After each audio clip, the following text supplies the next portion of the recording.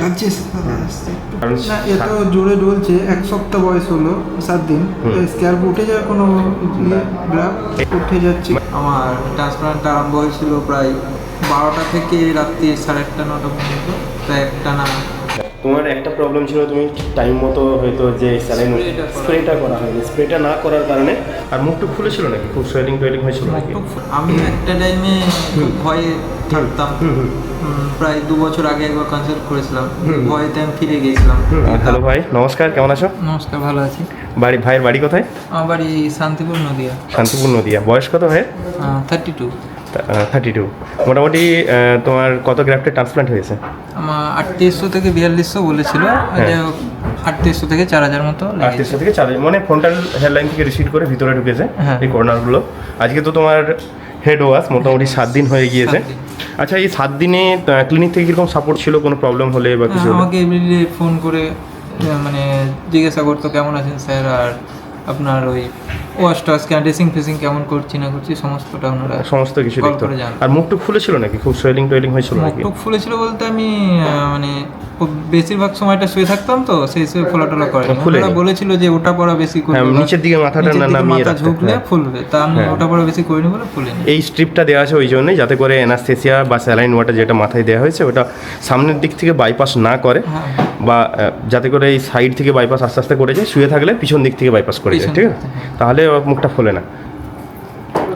Just head ওয়াশটা শুরু হচ্ছে, blood ক্লটগুলো হচ্ছে ক্লিয়ার হবে, ঠিক আছে? ক্রাউন এরিয়াতে হালকা দেওয়া হয়েছিল এবং দুই সাইডে ভালো করে হচ্ছে গ্রাফট ইমপ্লিমেন্ট করা হয়েছে। মিডলেও কিছু ছিল, মিডলেও দেওয়া হয়েছিল। ফ্যামিলি থেকে কারো টাক ছিল নাকি? না, আমার বাবার ফ্যামিলিতে তো, মানে আমার ফ্যামিলি থেকে না, মায়ের বাবা মানে মেটারনাল সাইড, মামা বাড়ির সাইডে ছিল, দাদুর খালি ছিল। আচ্ছা আচ্ছা। তো এটা অ্যান্ড্রোজেনেটিক মেল প্যাটার্ন বলনেসেরই পুরো আছে। তো এখন তো হচ্ছে মোটামুটি স্ক্যাল্পটা ক্লিন করছে। আগের দিন রাতে হচ্ছে নারকেল তেল দেওয়া হয়েছিল। মানে ওই 8টার মধ্যে তুমি হচ্ছে ড্রেসিংটা কমপ্লিট করে নিয়েছিলে, তাই তো? 8টা বলতে আমি সকাল 8:30 থেকে 9টার মধ্যে, আর রাতে 8:30 থেকে 9টার মধ্যে। 8:30 থেকে 9টার মধ্যে ড্রেসিং কমপ্লিট করে নিয়েছিলে। 12 ঘন্টার ডিস্টেন্স। আর করে নেওয়ার পরে তারপরে তুমি হচ্ছে ওই ইয়েটা করেছিল, মাথায় নারকেল তেলটা দিয়েছিলাম রাত্রি 10:30 11টা থেকে দিয়ে শুয়ে পড়েছিল। ডোনার এরিয়া আর হচ্ছে রিসিপিয়েন্ট এরিয়া পুরো স্ক্যাল্পে দিয়েছিল। লাগছে আচ্ছা আচ্ছা। এই হেয়ারটা এই যখন ক্লিন করে না, তখন একটু চাপ দিয়ে ক্লিন করতে হয়, তো সেই জন্য হালকা হালকা লাগতেও পারে। হ্যাঁ, ঠিক আছে। যদি কিছু থেকে থাকে আমি বাড়িতেও নাই, পরের দিন এক্সট্রা ক্লিয়ার করে নেব। না, একবারই ক্লিনটা করিয়ে নেবে। কারণটা বলো তো? কারণ না, এত জোরে ডলছে। এক সপ্তাহ বয়স হলো, 7 দিন। স্ক্যাল্প উঠে যাওয়ার কোনো গ্রাফ? এই তো একটা ভালো কোশ্চেন। এইটা নিয়ে অনেকেই ভাবে যে কেন এত জোরে জোরে? হ্যাঁ, এত জোরে জোরে মনের মধ্যে আছে যে उठे जाच्छी। अभिषेक जी, क्या ग्राफ निकल सकता है? नहीं। क्यों नहीं निकल सकता? क्योंकि এই গ্র্যাফগুলো, মানে এই গ্র্যাফগুলো কেন বেরোবে না? কারণ গ্র্যাফটা ইনটেক্ট হওয়ার টাইমটা হচ্ছে 5 থেকে 6 দিন। বুঝতে পেরেছো? আমার গত রবিবার আর সোমবার 2 দিন ট্রান্সপ্লান্ট হয়েছিল। তা আজকে ওপরে চাঁদিটা 6 দিন হচ্ছে আর সামনেরটা 7 দিন হচ্ছে। তো হয়ে গেছে তো, 5 থেকে 6 দিনের মধ্যে গ্র্যাফট ইনট্যাক্ট হয়ে যায়। আচ্ছা আচ্ছা, ঠিক আছে। এবারে যে পার্টটা বেরিয়ে এসে, যে চুপ দেখবে তোমার এখন মাথা ধোবে, ঠিক আছে? যখন তোমার এই ওয়াশটা করবে তখন দেখবে অনেক ছোটো ছোটো ছোটো পার্ট উঠে আসছে, তোমার অনেক উঠবেও না। এই যে পার্টগুলো উঠে আসবে ওগুলো হচ্ছে কি বলে, ওগুলো হচ্ছে হেয়ার স্যাপ। আমরা চুলের বাইরে যে পার্টটা দেখি ওটা হেয়ার স্যাপ, ঠিক আছে? ওইটা আমরা চুল হিসেবেই দেখি, তাই না? ওটা অত ইম্পর্টেন্ট নয়, মানে ওটা মিনিয়েচারাইজ হতেই পারে, বেরিয়ে আসতেই পারে, কিন্তু ফলিকল ভিতরে আছে, বোঝা গেল? এই ফলিকলটা গ্রো করতে টাইম লাগতে পারে কমপক্ষে 3 মাস, ঠিক আছে? মানে যেগুলো নতুন পুরনো চুল আছে সেগুলো পড়ে যায়, অনেক ক্ষেত্রে শেডিং হয়, ঠিক আছে? এই শেডিং ফেজটা চলতে থাকে 3 মাস ধরে, মানে 2 থেকে, এই যে হেড ওয়াশ হচ্ছে, হেড ওয়াশের 2 থেকে 8 সপ্তাহ পর্যন্ত, ঠিক আছে? মানে 8 সপ্তাহ, মানে আগামী 2 মাস ধরে অ্যাক্টিভ শেডিং ফেজ থাকবে, ঠিক আছে? তারপরে যে 1 মাস থাকবে সেটা সাইলেন্ট ফেজ। ওই সময় অতটা বেশি চুল পড়তেও দেখা যায় না, বা পড়লেও কোনো সমস্যা নেই। 3 মাস পর্যন্ত চুল পড়তেই পারে, ঠিক আছে? তারপরে যে জিনিসটা হবে 4 মাস, মানে 3 মাসের পর থেকে 4 মাসের মধ্যে একটা ভিজিবল গ্রোথ দেখা দেবে, ঠিক আছে? আচ্ছা, তারপরে তো আমি ডাক্তারের সাথে কনসাল্ট করতেই থাকবো। হ্যাঁ হ্যাঁ হ্যাঁ। দেবাশিস ভাই, তো আরেকটা জিনিস ছিল যে তোমার যখন হেয়ার ট্রান্সপ্লান্ট হচ্ছিল, তোমার তো কদিন ধরে হয়েছিল? তোমার 2 দিন। তোমার 2 দিন হয়েছিল। মোটামুটি 3800 গ্রাফটের উপরে গেলেই 2 দিন ধরে হেয়ার ট্রান্সপ্লান্ট হয় এখানে সাধারণতই, ঠিক আছে? তো এবারে যেটা আমি জানতে চাইছিলাম যে তোমার যে ট্রান্সপ্ল্যান্টটা হচ্ছিল তাতে তোমার ফিলিংস কেমন ছিল? এখানে সমস্ত কিরকম সাপোর্ট, বাট যারা দেখছিল ডাক্তার সবাই?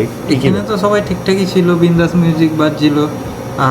মানে যখন একটুখানি মানে সুচ ফোটাচ্ছিল তখন পিঁপড়ে কাটার মতো লাগছিল, তারপর থেকে নর্মাল, তারপরে নর্মাল, আর বুঝতে পারি কোনো ব্যাপার না। হ্যাঁ, দিয়ে আমি বিন্দাস যা হচ্ছে দেখতেও পারছি, মানে মিউজিকও চলছে, কিভাবে টাইম যে চলে গেল আমি বুঝতে পাইনি। আমার ট্রান্সপ্লান্ট আরম্ভ হয়েছিল প্রায়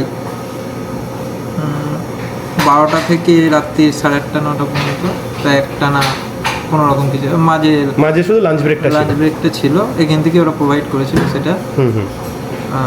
কোনো সমস্যা হয়নি। আচ্ছা আচ্ছা।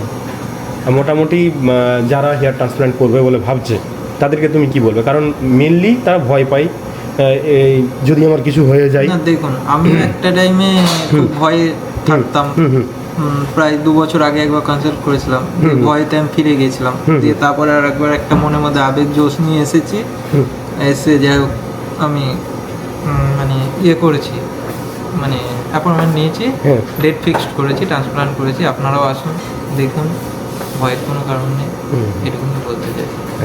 কারণ ভয় পাওয়ার কিছুই নেই, তাই না? আর এখান থেকে সাপোর্ট মোটামুটি ঠিকঠাকই আছে, সবাই যারা ট্রান্সপ্লান্ট করেছে তাদেরও খুব ভালো। আর আপনার ডক্টর ম্যাম বারে 5 মিনিট 10 মিনিট অন্তর এসে মানে কথা বলছেন, কেমন আছো, মানে টেক কেয়ার করছেন, কোনো প্রবলেম হচ্ছে কিনা দেখছেন, সব ঠিকঠাক আছে। আচ্ছা, আরেকটা জিনিস আমি তোমাকে বলবো যে টাকা পয়সার ব্যাপারটা, এখানে যে পরিমাণ মানে যেভাবে তোমার সার্ভিস দেওয়া হয় সেই হিসেবে টাকার অ্যামাউন্টটা কীরকম, মানে খুব বেশি না কম?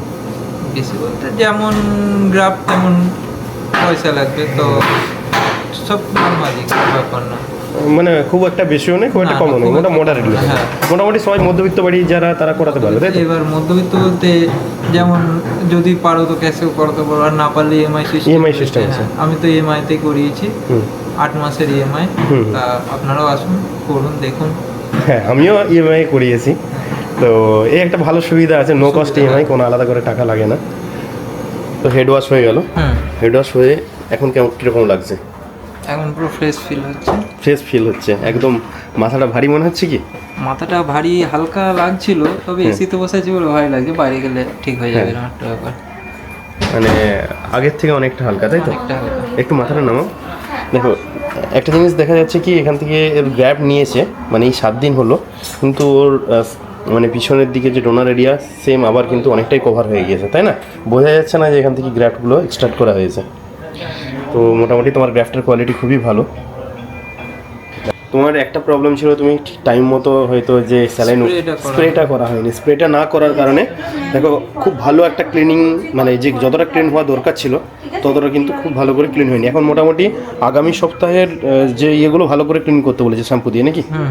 ঘষে একটু আগামী 15 দিন টানা বেবি শ্যাম্পু, আর 15 দিন পর থেকে ওই মানে কি বলবো, অ্যান্টি ড্যান্ড্রফ শ্যাম্পু, সেলফানেজ বা যে কিটোকোনাজল শ্যাম্পু, আর 5 দিন ওই বেবি শ্যাম্পু।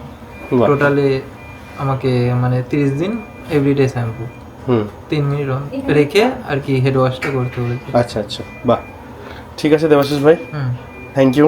ধন্যবাদ।